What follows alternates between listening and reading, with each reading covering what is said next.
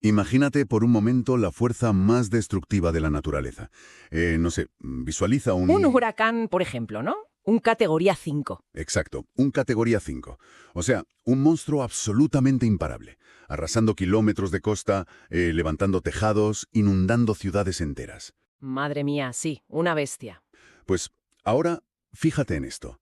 Imagínate que esa bestia colosal está construida enteramente por elementos que pesan 0,05 gramos. ¿0,05? Sí, hablamos de algo que es literalmente unas 20 veces más ligero que una hormiga.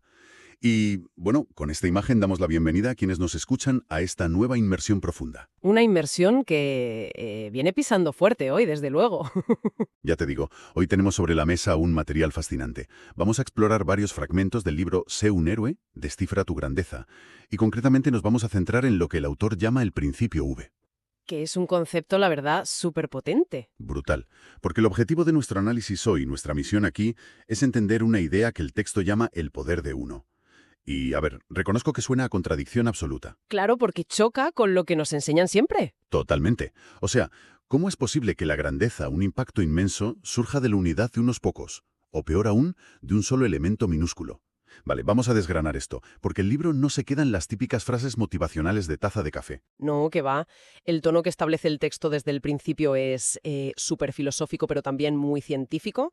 Nos plantea que el universo nos enseña constantemente que la inmensidad está siempre definida por la fuerza de elementos diminutos. Es que no existe lo macro sin lo micro, básicamente. Eso es.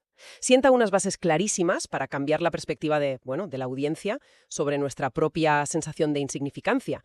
Nos invita a dejar de medir el volumen y empezar a mirar la fuerza real. Y para bajar esta idea tan abstracta a la Tierra, el autor usa ejemplos físicos muy tangibles. De hecho, en la página 38 saca a relucir unos datos supervisuales. Ah, sí, lo de la gota de agua. Exacto.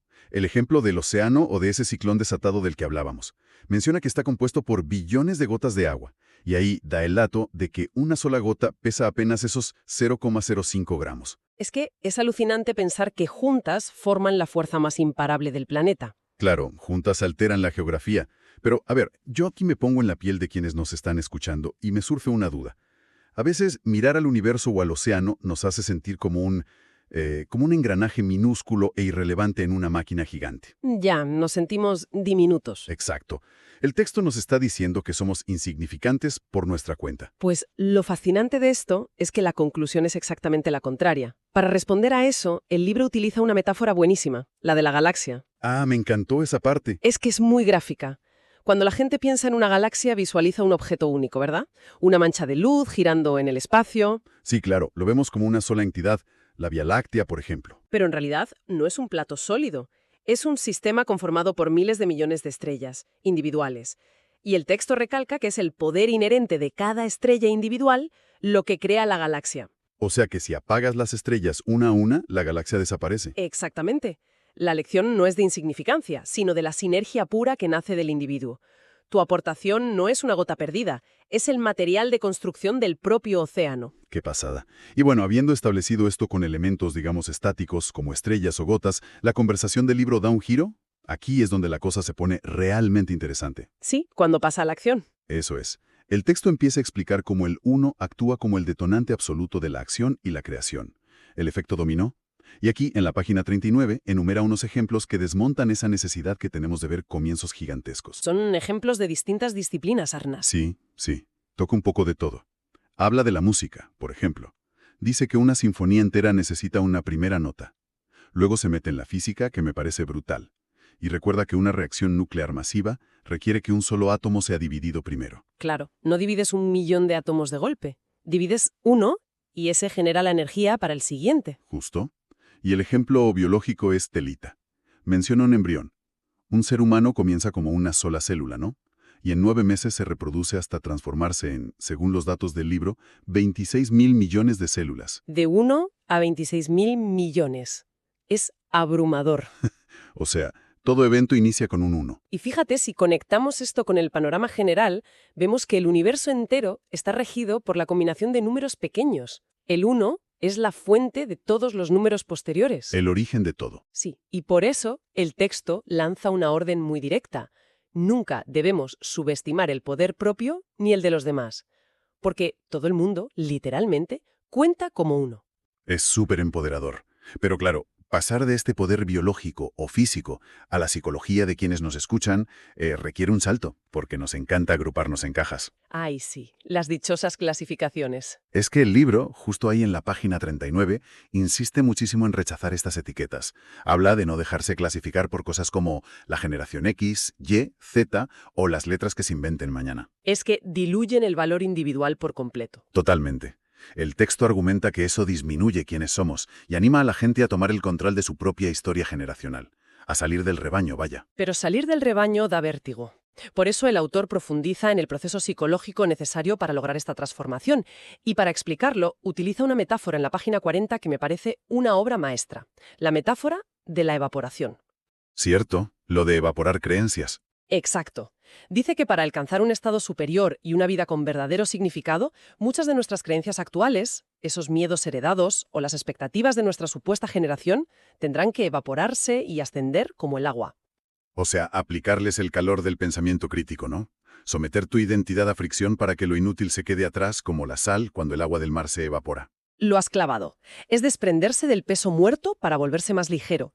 Y esto enlaza con lo que hablábamos de la página 38 sobre la flexibilidad del agua. Claro, el agua como elemento hiperadaptable. El texto nos pide imitar eso, aprender a ser flexibles, de mente abierta, ser capaces de cambiar de color y de influir en otras energías sin rompernos, dejar atrás los viejos mitos. Fíjate que hay una cita en el libro que resume todo esto de una manera épica. Dice, quien eres ahora tiene poca importancia. Quien deseas llegar a ser lleva la armadura de una leyenda en formación. Es una frase que te pone los pelos de punta. Ya te digo. Pero a ver, yo hago de abogado del diablo un momento. Si animamos a todo el mundo a verse como leyendas en formación y a romper con su grupo, ¿no corremos el riesgo de fomentar un individualismo radical? Es un buen punto. Porque claro, se ha hablado mucho del poder individual. Pero en la misma página 40, el autor mete una cita del escritor japonés Ryunosuke Satoru, que dice, individualmente somos una gota. Juntos somos un océano. Claro, ahí hay un contraste. Entonces, ¿cómo se reconcilia esta ambición individual tan potente con la necesidad de conectar con los demás? Pues mira, esto plantea una pregunta importante. Y el texto lo resuelve de forma brillante. Explica que el poder del uno solo alcanza su máximo potencial creativo cuando se une a otros. O sea, que la estrella necesita a la galaxia para hacer algo verdaderamente masivo. Exacto. El libro enfatiza repetidamente un mensaje de no estás solo. Incluso menciona explícitamente la construcción de la comunidad Be a Hero, porque no se trata de juntarse para perder tu identidad en una etiqueta, sino de sumar tu poder a otros poderes individuales. Entiendo. Y para gestionar ese poder sin volverse un arrogante insoportable, el autor introduce una regla de oro: la humildad. Fundamental. Sin humildad todo esto se cae. Cita literalmente la página 40 diciendo, mantén los pies en la tierra mientras alcanzas las estrellas. ¡Qué maravilla de equilibrio! Sí. O sea, el objetivo es convertirse en un espíritu invencible, sí. Pero también, y el texto lo recalca, en un amigo y un ser humano extraordinario. Es que si tu grandeza no sirve para elevar a la comunidad, se queda en simple ego, es ruido, no es una sinfonía. Totalmente de acuerdo. Entonces, ¿qué significa todo esto?